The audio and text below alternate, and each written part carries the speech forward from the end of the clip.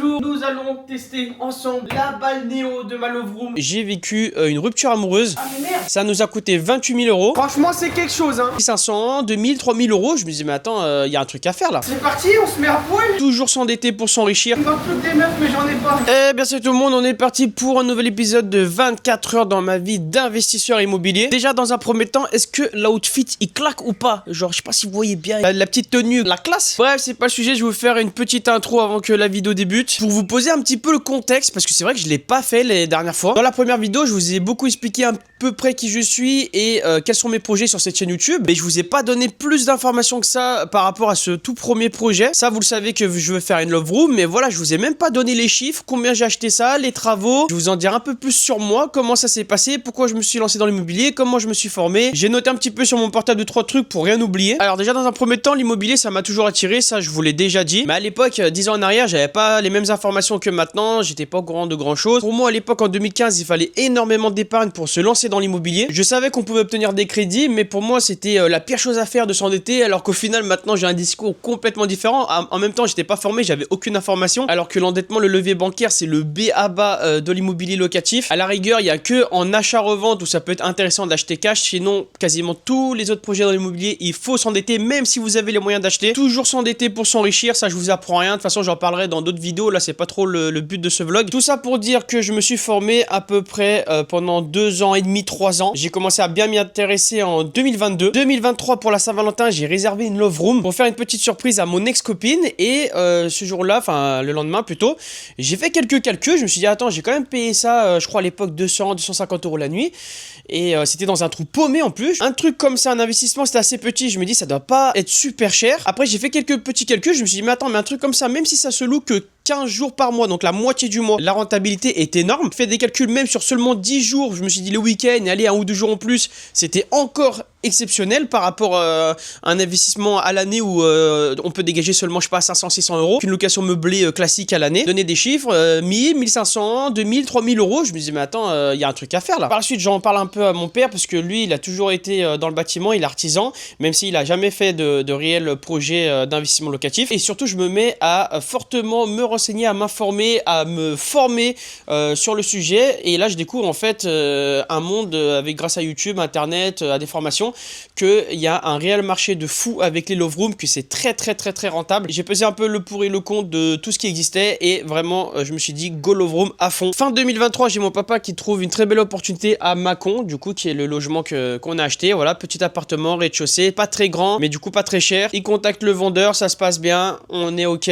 on signe le compromis de vente, je crois, fin décembre ou début janvier. Ensuite, ça a pris un petit peu de temps parce que il fallait créer une SCI à l'IS, donc dans ma stratégie et tout, pendant que je me suis formé, pour moi, c'était la meilleure option pour le long terme. Là, maintenant, j'ai encore amélioré d'ailleurs cette stratégie-là. Je pense que je vous en parlerai dans une vidéo spéciale dédiée à ça, la fiscalité. Ça a peut-être pris genre, ouais, 3 ou 4 mois avant qu'on arrive à la signature définitive, qui était du coup fin avril, si je dis pas de bêtises. Ça nous a coûté 28 000 euros. Ensuite, on en avait pour 20 000 euros de travaux. On en a eu pour 3-4 000 euros de frais de notaire et je dirais 6-7 000 euros de mobilier. Au total, le projet, voilà, complet, combien ça a coûté, on en a eu pour 60 000 euros. Voilà pour les chiffres, hein, j'en avais pas parlé jusque-là, je crois, dans les vlogs. J'avais eu des questions par rapport à ça sur Instagram à la suite de mes vlogs. Du coup, je me suis dit, ah bah oui, c'est bête, faut que la prochaine intro, j'en parle direct. Et en termes de performance, on vise, ça je vous l'ai déjà dit, du coup, les plus de 3 000 euros de chiffre d'affaires par mois dès le premier mois. Et donc, pour à peu près 1500 euros de cash flow. Donc, une fois que toutes les charges ont été déduites, voilà, qu'il reste 1500 euros dans ma poche. On peut soit utiliser ou réinvestir dans des prochains projets. L'appartement, il est à Mâcon, il fait 23 mètres carrés. Maintenant, je vais vous expliquer très rapidement ce qui s'est passé une fois qu'on a obtenu les clés. Alors, je vous parle, on est en février 2025. Et donc, du coup, il y a déjà eu au moins 7-8 mois qui sont passés. Donc, qu'est-ce qu'on a foutu au niveau des travaux? Pourquoi ça a pris autant de temps? Je vous raconte un peu ma vie, mais 2-3 semaines après l'achat définitif, j'ai vécu une rupture amoureuse. Après 6 ans de relation, voilà, c'était la fin. Donc, il m'a fallu un petit peu de temps voilà, pour me changer les idées. Donc, je suis parti quasiment 3 mois en vacances chez un copain. Je suis allé à Malte, je suis allé dans le sud, je suis allé un peu partout. Et puis, de toute façon, pendant cette période-là, mon père, il pouvait pas trop s'occuper des travaux, il avait pas le temps. On s'est dit on passe l'été, voilà, juin, juillet, août tranquille, et dès septembre on a réattaqué ça à fond. On a bien bossé septembre, octobre et un peu début novembre. Début novembre l'appartement il était quasiment terminé, il nous manquait plus que du coup l'électricité et des petites finitions.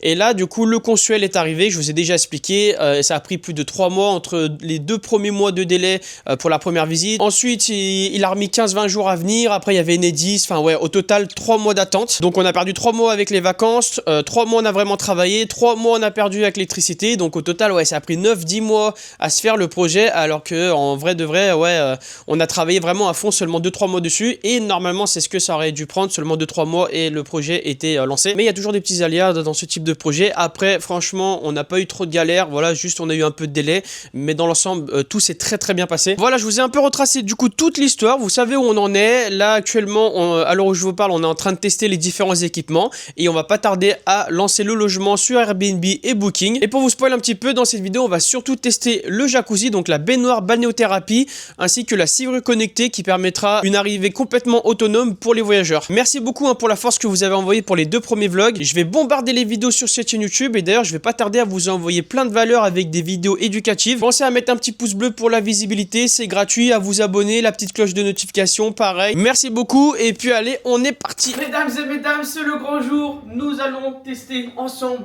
la balnéo de ma love room. Ça y est, enfin. On va commencer déjà par l'allumer avec le petit bouton qui se trouve ici. Voilà. Et puis on est parti. On met les lumières direct ou pas? Allez, on met les lumières. Wouh! Et normalement ça change de lumière, ouais, toutes les, je sais pas, 3-4 secondes, j'en sais rien, ça change de couleur, je veux dire. Voilà, là on est en bleu. Elle est très très simple d'utilisation. Ce bouton c'est pour choisir si on veut que ça sort par ce machin là, le robinet, voilà, j'en sais rien comment ça s'appelle. Et après en fait t'as juste à tourner ça et ça part, let's go! Plus on tourne, plus on a l'eau chaude. Donc là ça doit être assez froid, on va tester. Voilà, c'est gelé. Attends, je vais mettre au maximum de l'eau chaude et je vais baisser petit à petit. Ah mais merde, depuis tout à l'heure on n'avait pas fermé le machin. Oh les guignols. Voilà, je pense que c'est pas mal hein. Bon bah voilà, hein, ça se remplit petit à petit. Oh pinaise, elle est bientôt remplie. La limite, on avait regardé un petit peu, c'est au-dessus en fait des pompes à eau. Donc ça c'est ce qui permet d'activer le réchauffeur pour maintenir l'eau chaude. Donc ça maintient, hein, ça réchauffe pas l'eau. Et en vrai normalement la limite c'est à peu près là. Donc là on va arriver à la fin. Je suis content, enfin ça veut dire que le cumulus de 300 litres il est bon. Parce que là on a encore de l'eau chaude et on va tester après si on a assez d'eau chaude pour éventuellement des douches. Je vais essayer d'activer la pompe à eau. Hop. Et en fait là ça gicle, donc ça veut dire qu'il n'y a pas encore assez d'eau. S'en fout partout bordel. Ah ouais, il faudra bien faire un repère. Ouais, je pense qu'on va faire un petit repère, un truc pour les clients.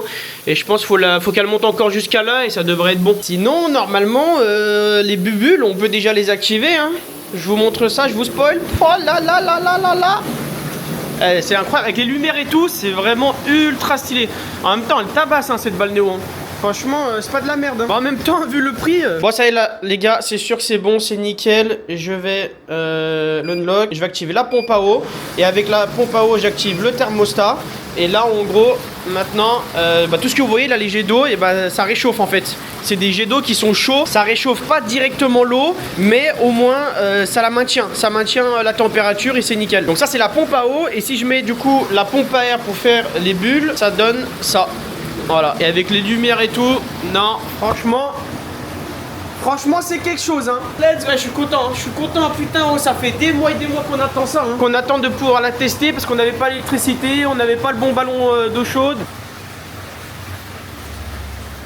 Et c'est parti, on se met à poil, on va dedans. Aïe aïe aïe.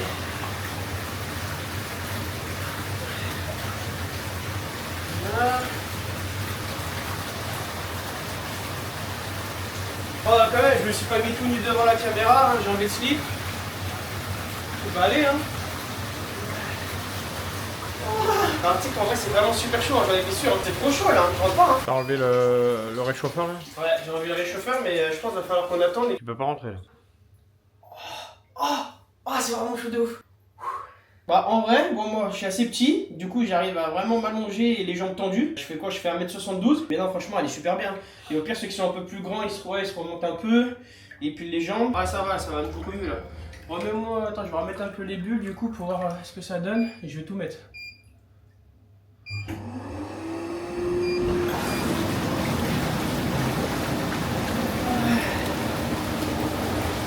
pas bien là. Il me manque plus qu'une à droite et une à gauche. Il me manque toutes des meufs mais j'en ai pas. En vrai non ça va la température. Ouais il faut le peut-être dedans en vrai elle est nickel. Oh, je fais pipi dedans ou pas?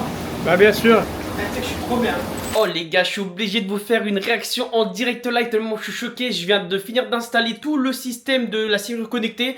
Donc c'est ce qui va faire que les départs et les arrivées vont être totalement autonomes. Les clients n'auront pas besoin de nous. Il n'y aura aucun contact entre nous et les clients. Ils auront juste un code à taper à l'entrée. Enfin vous allez voir, c'est vraiment une dinguerie. Je viens juste de le faire là, donc je suis encore tout excité et tout, tellement que c'est vraiment une folie. Je viens de finir de l'installer et c'est trop fort. Bah tu sais quoi, je vais vous montrer ça étape par étape. Et en fait j'ai toutes les infos en plus en direct sur le téléphone. Vas-y bref, je vous spoil là, c'est un petit peu trop. Donc là je suis dehors devant la porte. Je vais faire le code, ok. Bon je vais pas vous le montrer parce que ça c'est mon code principal. Voilà, normalement je l'ai tapé. J'appuie pour déverrouiller. Écoutez le bruit derrière la serrure. Ok. Voilà, vous avez entendu le petit bip bip normalement. J'ouvre, hop. On arrive dans l'appartement et regardez, j'ai déjà reçu des notifications. Voilà, ça vient d'être déverrouillé. Donc en fait, à chaque fois que on fait une action par rapport à la serrure connectée, moi je reçois un message sur mon téléphone. C'est vraiment une folie. Et là du coup, je vais fermer la porte. Regardez, parce que depuis tout à l'heure, je ne l'avais pas fermée. Hop. Et là, attention mesdames et mesdames. Hop, tout seul, automatiquement, la porte, elle comprend qu'elle vient d'être fermée. Elle se verrouille grâce au système. Si j'essaye d'ouvrir la porte avec la serrure, ça fonctionne pas. Donc ça s'est verrouillé automatiquement. Et si je veux déverrouiller, j'ai pas besoin de refaire un code. Parce que là, le code, il est à l'extérieur. Donc il suffit d'appuyer ici, sur ce bouton. Et hop, ça se déverrouille automatiquement. C'est magnifique. Je peux ouvrir la porte. Et du coup, bon bah là, je vais pas sortir. Je vais juste refermer. Et attention, à chaque fois que je la ferme, ça se verrouille automatiquement. Non, c'est une folie, c'est vraiment trop une dinguerie. Et à chaque fois, j'ai reçu les notifications sur le téléphone, c'est ce que je vous disais. Donc regardez, voilà, serrure rétrofit, déverrouillage par le bouton, déverrouillage par clavier, déverrouillage via le code PIN. Vous avez toutes les informations à chaque fois, c'est une dinguerie, c'est trop fort. Voilà pour la serrure connectée, les gars. Je sais pas, dites-moi ce que vous en pensez. Vraiment, je suis trop hype, je suis trop content que ça marche à la perfection, que ça soit tout automatisé, que ça fonctionne aussi bien, que je reçois carrément les messages en instantané de ce qui se passe dans mon logement et tout. Je sais pas si vous avez tout bien compris, je vous ai bien expliqué, mais là j'ai fait la vidéo sous le coup de l'excitation. Au moins ça donne du peps, parce que si je l'avais fait dans 15 jours, je m'étais habitué au système, ça aurait été moins bien. Là je viens vraiment juste de le faire à l'instant, donc c'est pour ça que je suis autant excité par le système. Je suis trop content, ça marche nickel. Voilà, hein, on arrive enfin à la fin de ce logement, on va bientôt le mettre en location, donc je suis excité là comme une petite pupute. Let's go. Ouais, ça fait trop plaisir, ça tue. C'est déjà la fin, hein. Merci encore d'avoir suivi cet épisode. N'hésitez pas à partager à vos amis qui sont potentiellement eux aussi intéressés par l'immobilier et surtout les love rooms, la location courte durée. Le logement est bientôt terminé, on va pas tarder à le lancer. Dans les prochains épisodes, on aura du coup enfin les chiffres. Est-ce que ma love room va super bien marcher ou non? Est-ce qu'on aura de la réservation? Vous pourrez voir aussi comment on se débrouille au niveau de la gestion. Et puis voilà, des bisous et à la prochaine.